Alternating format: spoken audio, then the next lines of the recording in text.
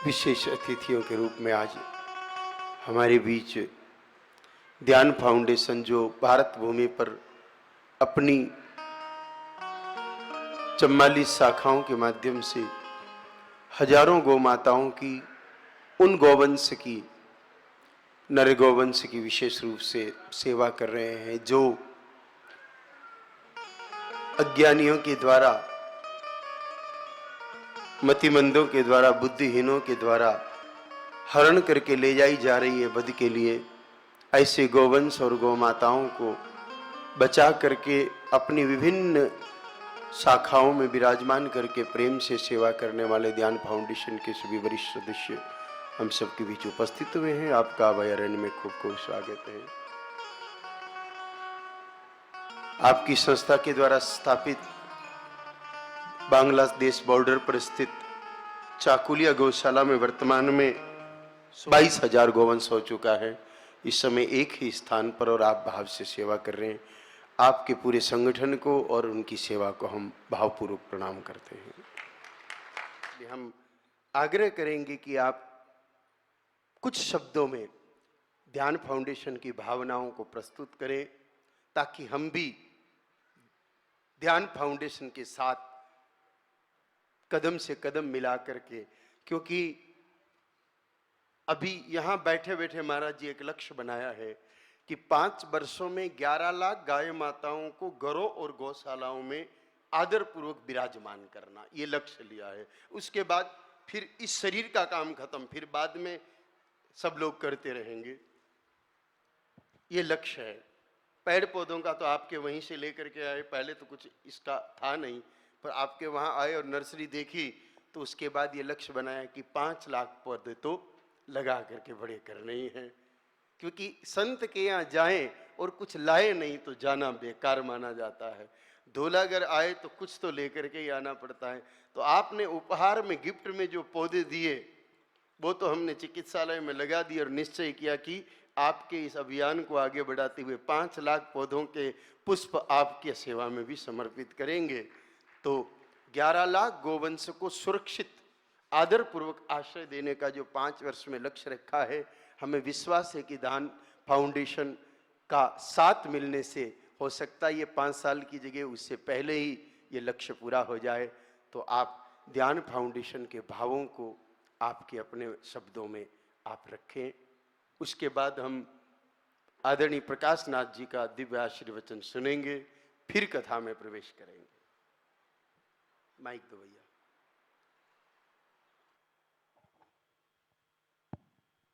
हर हर महादेव, हर हर महादेव, हर हर महादेव।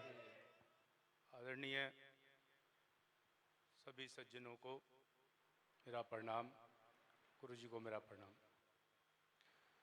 गुरु जी, आपने बहुत अच्छी सेवा दी।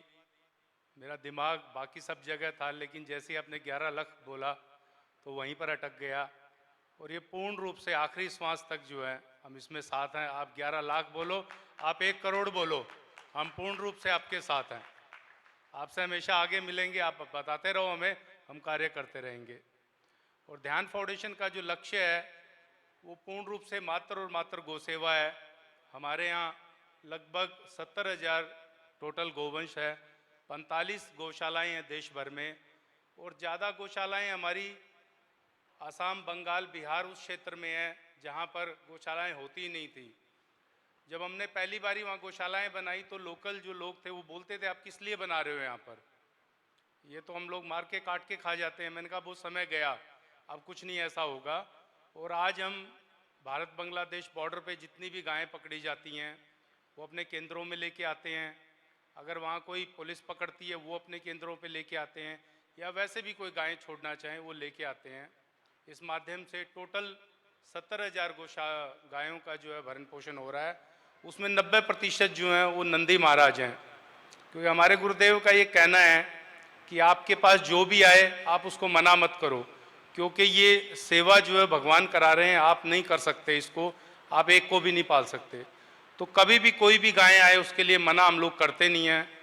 तो उसी विषय को जैसे महाराज जी ने आगे बढ़ाया 11 लाख, तो इन्होंने तो मेरे हृदय की बात ले ली, क्योंकि मैं तो यहाँ इनके पास प्रस्ताव यही लेके आया था कि महाराष्ट्र में हमारे पास लगभग 1000 गायें कुछ पकड़ी गई हैं, वहाँ व्यवस्था नहीं है, तो आप यहाँ रखवा लीजिए। तो महाराज जी ने तुरंत बोल दिया कि ठीक है, हम प्रशासन से अनुमति लेके इसको रखवाएंगे। और दूसरा, इस क्षेत्र के आसपास जो है बहुत सारा बरसातों में एक्सीडेंट के कारण गौ माताएँ मरती हैं, उनकी भी हम व्यवस्था करा रहे हैं 2-3 एम्बुलेंस की, कि उन निरंतर अगर ऐसा कुछ पता लगता है तो उन गायों को महाराज जी यहाँ हम लोग लेके आएंगे आपके पास में, और आप जो है उनके लिए हमें थोड़ा आशीर्वाद वचन दें। बाकी इस विषय पे ज़्यादा तो महाराज जी बताएंगे, हमें तो बोलना नहीं आता, हम लोग तो सेवक हैं, जहाँ ड्यूटी लग जाती है वहाँ अपना सेवा कार्य करते हैं। धन्यवाद। गोस्वामी तुलसी बाबा ने कहा कि सब ते सेवक धर्म कठोरा, सेवा का धर्म इतना मजबूत है कि वो कभी उसका फल नष्ट नहीं होता।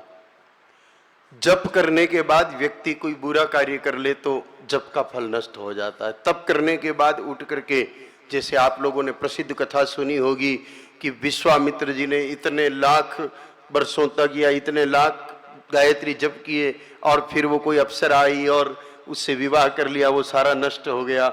जप का, तप का, अन्य कर्मों का फल समाप्त हो जाता है अगर कुछ थोड़ी सी भी त्रुटि हो जाए तो। लेकिन सेवा जब हम करते हैं तो सेवा के उपरांत त्रुटि होने पर भी वो जो पहले कर दी गई सेवा है उसका फल यथावत बना रहता है। उस त्रुटि का प्रायश्चित या पश्चाताप करने के बाद वह सेवा का फल पुनः जागृत होकर के हमको प्राप्त हो जाता है। तो ऐसे सेवा कार्य में ध्यान फाउंडेशन लगा हुआ है। हम ध्यान फाउंडेशन के सभी कार्यकर्ताओं को, साथ ही साथ आपके गुरुदेव जी को, जिन्होंने सबको इस पावन कार्य में लगाया, उनको हम यहीं से भावपूर्वक प्रणाम करते हैं और मुखिया जी से आग्रह करते हैं कि आप दोनों श्रीमान को वस्त्रपट ओढ़ा करके भगवती गैया मैया का विग्रह समर्पित करके इनको भावपूर्वक विदाई दें, क्योंकि मार्ग लंबा है और व्यवधान नहीं आना चाहिए सेवा में, क्योंकि एक दिन भी विलंब होता है तो कहीं न कहीं सेवा खंडित होती है, इसलिए सेवा में व्यवधान न आए। इसलिए बाकी तो महाराज सच बात यह है कि गौ सेवकों की संख्या इस समय 0.0001% भी नहीं है, और जब कोई अपना सा आता है तो उसको छोड़ने का मन नहीं करता है। कोई गौ सेवक आता है तो ऐसा लगता है कि भाई अपने परिवार का सदस्य आ गया, उसको छोड़ने की इच्छा नहीं होती है। लेकिन जिस काम में आप लगे हैं उस कार्य में व्यवधान न हो, इसलिए भारी मन से आपको विदा करते हैं।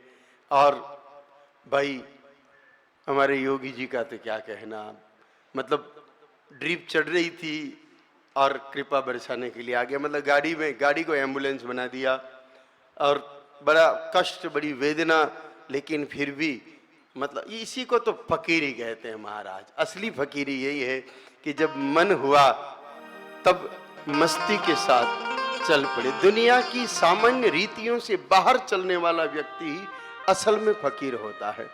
दुनिया में जब बुखार आ जाता है तो आदमी घर से बाहर नहीं निकलता है, और फकीर उसी समय बाहर निकलता है जब बुखार आ जाता है। तो महाराज ये बड़ी अद्भुत बात है।